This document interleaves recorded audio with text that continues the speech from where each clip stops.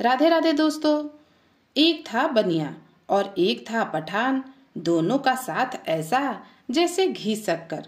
पर किसी बात में हो गई दोनों में अनबन, और अनबन भी ऐसी कि मुंह पर तो मीठे मीठे, लेकिन अंदर ही अंदर एक दूसरे की खाल खींचने को उतारू।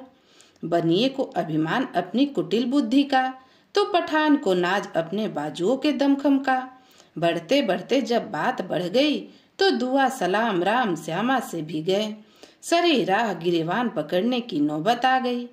हो यह रहा था कि बनिया था गांव का एकमात्र बहरा बजाज, और पठान था हिसाब में कच्चा।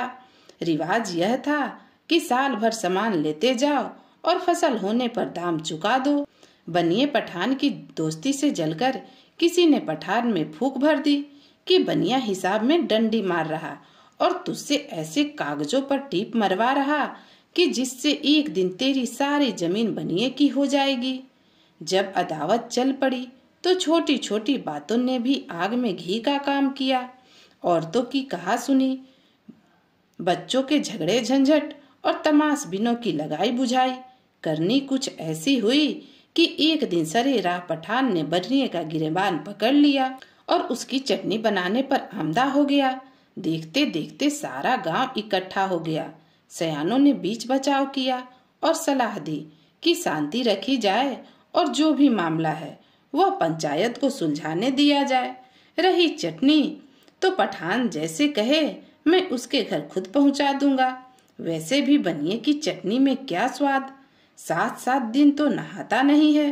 पठान मान तो गया, लेकिन पठान को विश्वास था कि पंचायत बनिए के हक में ही फैसला करेगी।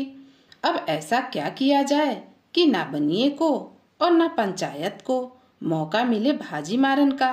तो उसने जुगत भिड़ाई कि ठीक है, पंचों का जो भी फैसला होगा सिर आंखों पर लूंगा, लेकिन फैसले की शर्त मैं खुद तय करूंगा। और उसने ऐसी शर्त रखी कि सारा गांव सन, और पंच तो जैसे पत्थर की मूरत बन गई थोड़ी देर के लिए। पठान की शर्त यह थी कि बातों से किसी को भरवाना तो मुझे आता नहीं। सत्य और न्याय की परीक्षा ऐसी होनी चाहिए जो गांव के सारे लोगों को ही नहीं, चिड़िया चरोट को भी दिखाई दे। इसलिए करवा तो सबके सामने एक दिन मेरी और बनिए की कुश्ती। जो जीता वही सच्चा। बुजुर्गों ने पठान को समझाने की कोशिश की कि गैर सफा जैसी बात मत कर। अब तुम लोग बच्चे तो हो नहीं कि कुश्ती से फैसला करा लो। सोचो, अच्छे लगोगे गांव भर की बेयर जनानियों बहू बेटियों के आगे लंगोट लगाकर खमतम ठोकते। पठान कुछ देर चुपचाप सुनता रहा। लगा कि समझ गया। उस जमाने में फिल्मों का चलन तो था नहीं, लेकिन फिर पठान ने ठेठ आजकल की फिल्मों के अंदाज में हवा में अपने बाजू उठाए और हुंकार भरी। अब तो इस बात का फैसला कुश्ती के अखाड़े में ही होगा। पठान की ललकार ऐसी कि वहां जमा छोरों ने भी इस बात पर तालियां पीट दी। पीट क्या दी, उनसे पिट गई। मुफ्त का इतना बड़ा तमाशा कौन छोड़े। अब बनिए के मुंह में तो जैसे दही जम गया। कुछ देर की अफरा तफरी के बाद आखिर एक बुजुर्गों के बुजुर्ग ने भी फिर से पठान को समझाने की कोशिश की। रे पठान, इस तरह तो आज तक कोई फैसला नहीं हुआ। कैसे नहीं हुआ? पठान बोला।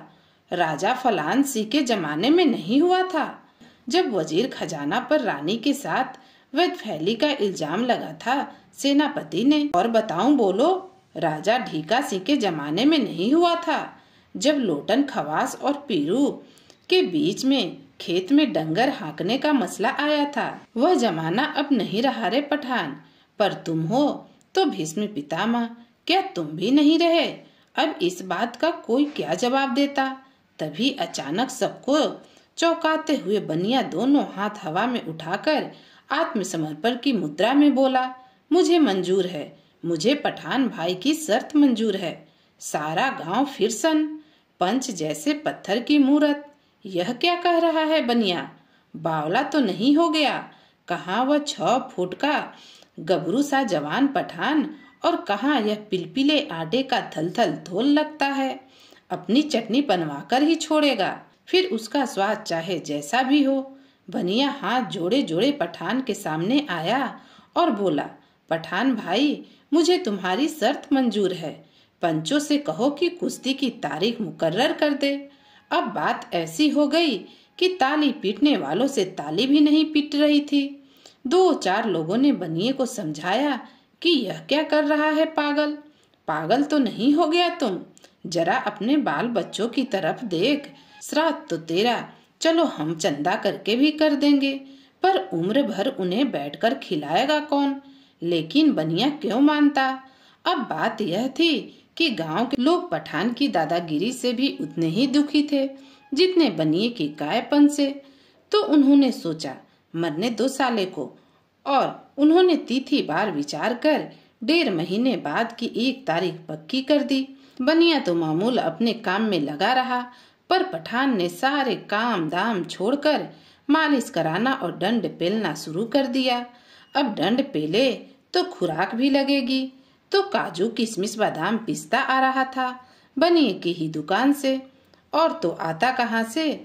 दूसरा काम पठान ने यह किया कि आसपास के 20 गांव में अपने रिश्तेदारों को खबर करवा दी कि अमुक तारीख को कुश्ती है, देखने जरूर आना। तो हुआ यह कि पठान के घर मेहमान आने लगे। घर के तो घर के, उनके लिए भी आटा दाल घी गुड़ भी आ रहा था, और वो सभी बनिए की दुकान से। बनिया एक के बाद एक नए कागज पर लगातार लगवाया जा रहा था पठान का अंगूठा। करते करते वह दिन भी आ गया जब पठान और बनिए की कुश्ती होनी थी। गांव से जरा हटकर खुले मैदान का जगह चुना गया और बजने लगे ढोल। सज धज कर सिंहासन पर विराज कर पंच परमेश्वर, और भीड़ इतनी कि कहीं तिल धरने की जगह नहीं। शोरगुल इतना कि खुद अपनी आवाज भी ना सुनाई दे। लोग थे कि कयास अयारों से फुर्सत नहीं पा रहे थे। पठान जीतेगा, लगा दो शर्त 200-200 की। बनिया जीतेगा, लगा दो शर्त 500-500 की, वगैरह वगैरह। लंगोट कसे खम ठोकते उतरा पठान अखाड़े में, और भूखे शेर की तरह इधर से उधर कूदने फांदने लगा। आज बनिए की चटनी बनेगी, अजी देखना, भाग जाएगा दुम दबा के। शर्त रख लो, जो पांव भी धर दे अखाड़े में। यह अखाड़ा है, कोई पिल्ले पन्नों की बही खाता नहीं जिसमें कुछ भी मान लो। यहाँ तो जो डंके की चोट पर है। अरे नहीं भाई, उसने भी कुछ किया है, किया तो सोच समझकर ही होगा। उसे सीधा मत समझो, जन्मों जन्म का टेढ़ा है। जरूर कोई दाव सीख कर आया होगा जिसकी काट पठान के पास नहीं होगा। अजी छोड़ो, कहाँ से दाव सीख कर आएगा। उसकी 7 पुश्तों में लड़ी है किसी ने कुश्ती। यह बातें चल ही रही थी कि भीड़ के बीच में से बनिया प्रकट हुआ और पगड़ी उतारी, कुर्ता उतारा, जूती उतारी और धोती का लंगोटा बांधा, और अपनी थुलथुल काया लेकर अखाड़े में कूद पड़ा। दर्शकों के ऊपर की सांस ऊपर और नीचे की सांस नीचे। पंचों का इशारा हुआ। दोनों पहलवानों ने खम ठोके और पंजे फैलाकर एक दूसरे की ओर बढ़ चले। पंजे लड़ाए और सिर जोड़े। बस यही वह पल था जब कुछ भी हो सकता था। बनिए ने पठान की आंखों में आंखें डाली और बोला, 1000 असरफियां चाहिए सोने की। जोड़ी पंजी बढ़ाए अखाड़े में गोल गोल घूम रही थी। ढोल नगाड़ा पूरे जोश से बज रहे थे। दर्शक सन्न थे। पठान भौचक्का, साला बनिया इस समय ऐसी बातें क्यों कर रहा है, चाहता क्या है, रहम की भीख तो नहीं मांग रहा। बनिया फिर मुस्कुराकर बोला, तेरी सारी जमीन छोड़ दूंगा और 1000 असरफियां ऊपर से दूंगा। सोने की बोल चाहिए। पठान समझा पर चुप रहा। यह साला हाथी की लीद मुझे समझता क्या है। मौत सामने देखकर नानी मन रही। 1000 क्या बोला, असरफी 1000, वो भी सोने की। बनिया फिर मुस्कुराकर बोला, मैं लंगी लगाऊंगा, तू चित हो जाना, कुछ देर तड़पना और फिर बस 1000 असरफी तेरी।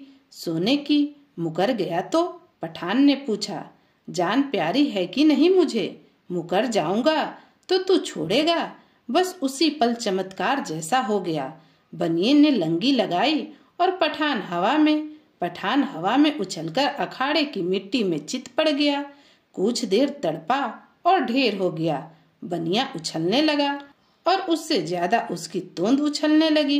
दर्शक उत्तेजना और अविश्वास से पागल, क्या हुआ क्या हुआ, सब एक दूसरे के कंधों पर चढ़ने लगे। बनिए पर दाव लगाने वालों की जय जयकार होने लगी।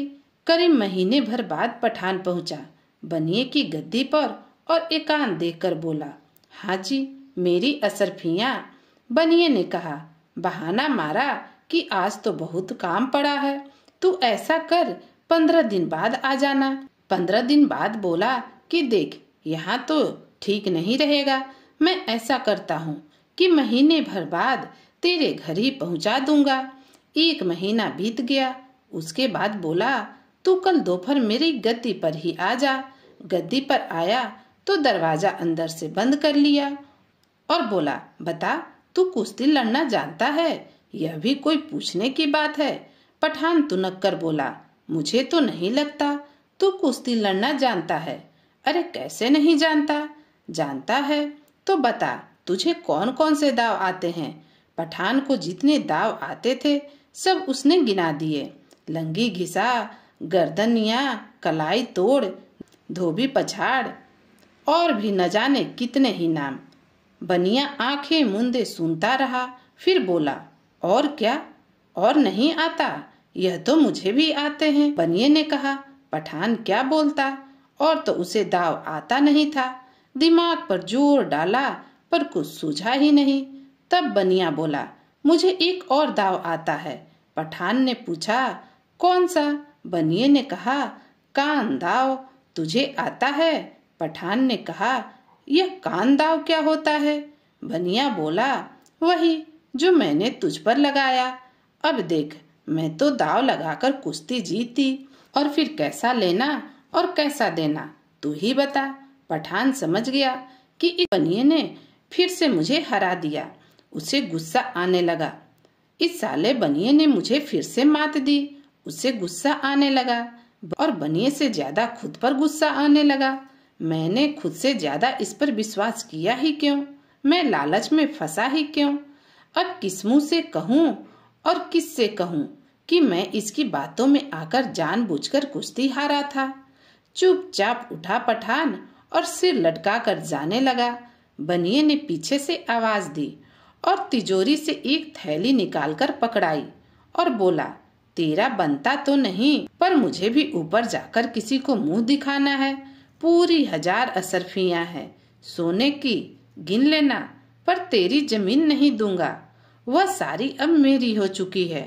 कहीं और जाना और इस दौलत से दूसरा कारोबार शुरू करना। जा खुश रह।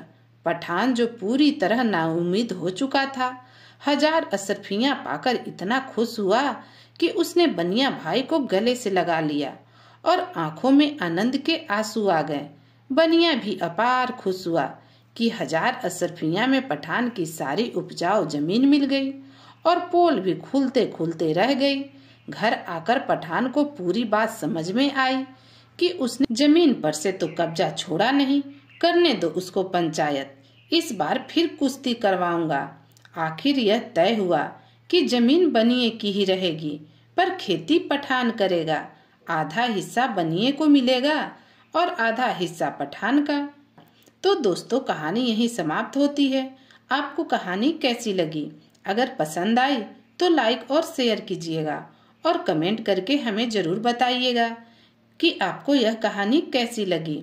चैनल पर नए हैं तो प्लीज चैनल को सब्सक्राइब कीजिएगा। कहानी सुनने के लिए आप सभी का बहुत बहुत धन्यवाद।